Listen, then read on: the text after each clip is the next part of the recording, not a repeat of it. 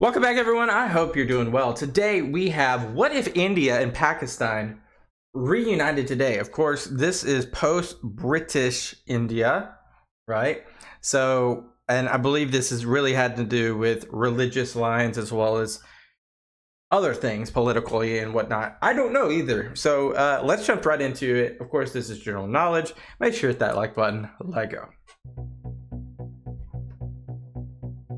Okay, first, this is a hypothetical scenario, so Of course.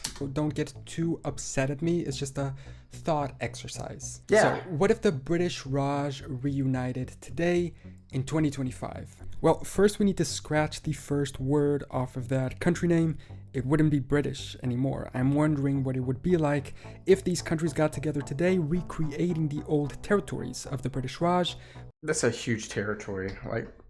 If these countries got together today, recreating... That's a huge territory. So let's see how smart I am. I'm not that smart. Let's see how smart I am.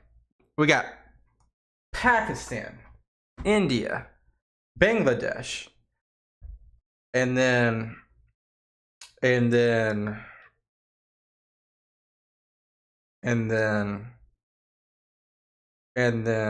see, that's where I'm.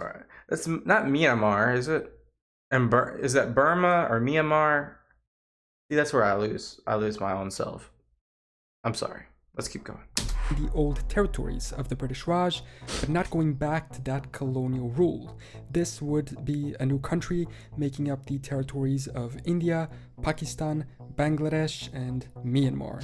Oh, wasn't that wrong? I said Burma for some reason.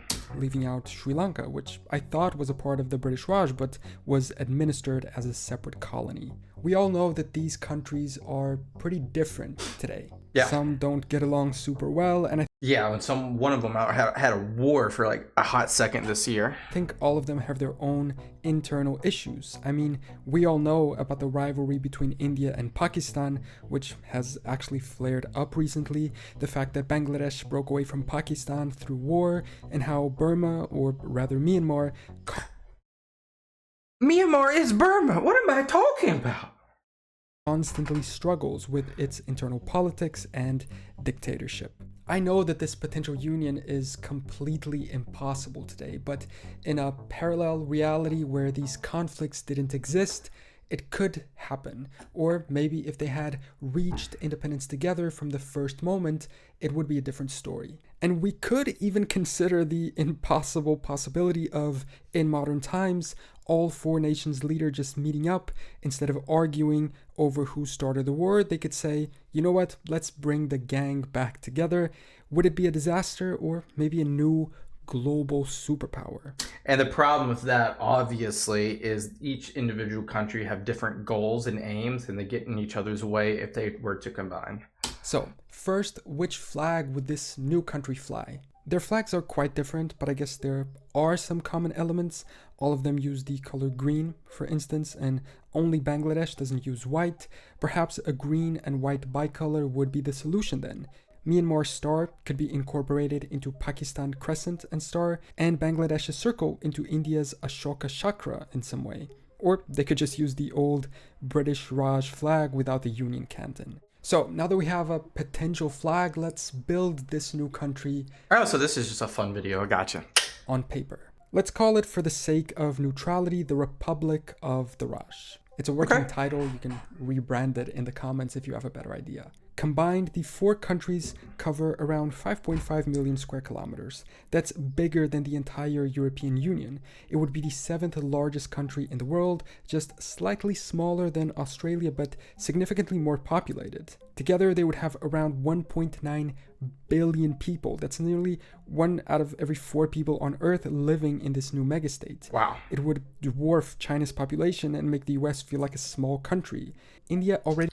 I thought our country was 330 million. It does this by itself to some extent, and there's no doubt that it would have a dominant role in this potential union, with its 1.4 billion people. But if you add on Pakistan's 240 million, Bangladesh's 170, and Myanmar's 55, it's even more impressive. It would also be one of the most linguistically diverse countries on Earth. Over 1,000 languages and dialects, and likely the most religiously diverse too.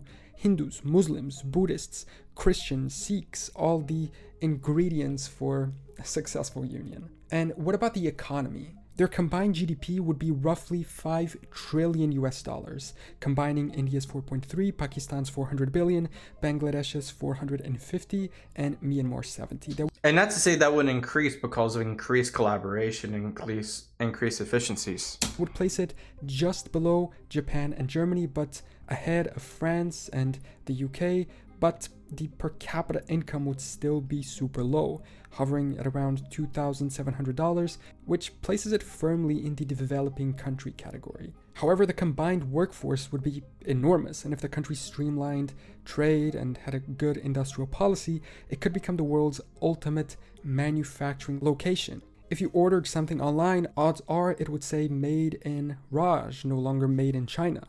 But you have to be a little careful when you buy online. Very often sorry. I appreciate it. Let's go. With something like this. The best part, it works expert. You will get show remote personal knowledge, co-military. Get your bag. Individually, India has already one video. So let's talk about the military. Individually, India has already one of the largest and most powerful militaries in the world. Pakistan's isn't small either, and both Bangladesh and Myanmar maintain respectable forces. And we would imagine that this would condense, that they would shrink their military, because their military right here, as you can see, Pakistan on the right, India on the left, they're more or less, because of each other, their strength. Now, maybe India is a little bit different, but I also believe that some of this strength is because of the border of Pakistan and India. Now, if they're combined, they're in homogeny. Well, this will probably condense. What is it? For example, the tanks are at 42 and 26. Quick math, that's 6,800. That might, reduce to 5,000 because efficiencies, collaboration, etc. Isn't small either, and both Bangladesh and Myanmar maintain respectable forces, especially for domestic security. Combine them and you're looking at over 3 million active and reserve troops. But for fun. 2 nuclear arsenals plus dozens of submarines, destroyers, and aircraft. Oh, and also a space agency that's already sent missions to the moon and India, Mars. yep. This new country would have military capabilities that rival NATO's major players. The only concern is making sure the guys who were just enemies yesterday don't bring their grudges to the same barracks. You don't want the colonel from Delhi yelling at the general from Islamabad over a 1965 border dispute during their strategy briefings. And now, if you thought religion would be an obstacle, what about politics? It gets a little messy. To say the political systems of these countries differ is an understatement. India is a federal parliamentary democracy. Pakistan too, it's officially a democracy, but often it's influenced by military leadership. Bangladesh is a unitary parliamentary republic with its own internal political issues. And Myanmar is somewhere between a military dictatorship and a barely functioning state.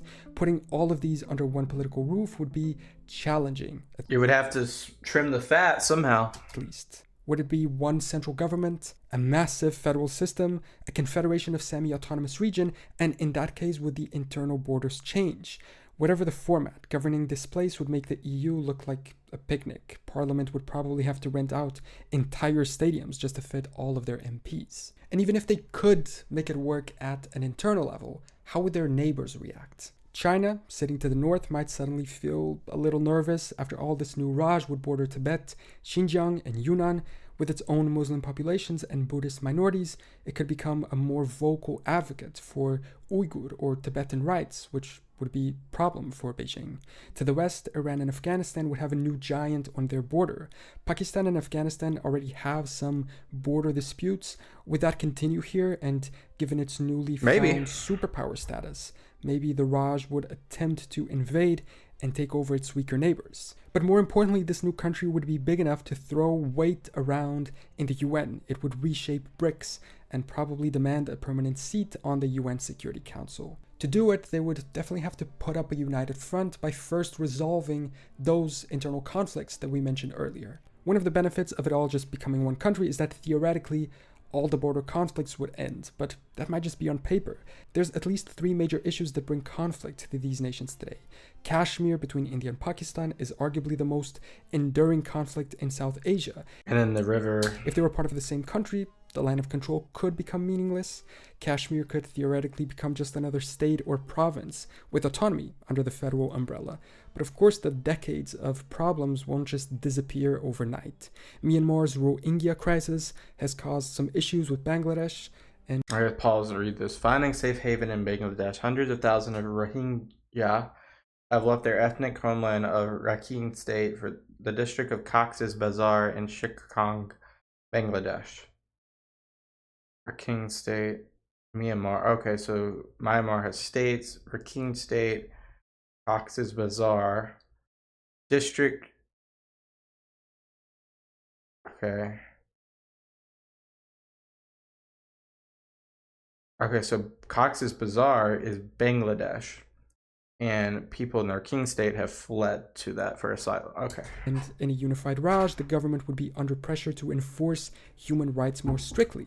If handled right, the reunification could bring a scrutiny and oversight that could protect those minorities, but it wouldn't be an easy challenge to solve. And back to India and Pakistan, there's a whole water sharing issue. In the scenario, rivers like the Ganges and the Brahmaputra, currently a source of tense water treaties. For like irrigation and so much more. But this, I mean, if they're unified, this, I don't say this would be an issue. They would care to share. Could become just domestic issues, which is potentially good news. And even if they were able to solve all of these domestic issues between each other, what about their internal issues? India has Hindu-Muslim tensions, caste conflicts, and rising authoritarian tendencies. Pakistan grapples with extremism, inflation, and political instability. Bangladesh has the problem of rising sea levels and infrastructure gaps. Build some dikes. Myanmar is recovering or still stuck in an internal conflict, ethnic conflicts, and military rule. Combine all of these and you don't really get a melting pot, you get a pressure cooker. But here's the weird twist. Sometimes larger systems can offer more resilience. With the right balance of power, the regions could actually support each other. So after all of this, I think we need to ask the question, could it actually work? No, not realistically, but these countries do have some similarities despite all of their differences and conflicts. Reunification may never happen, maybe it shouldn't, but it's interesting to learn about that. What do you think? Should these countries even consider uniting? Do you think there's any scenario in which that would be?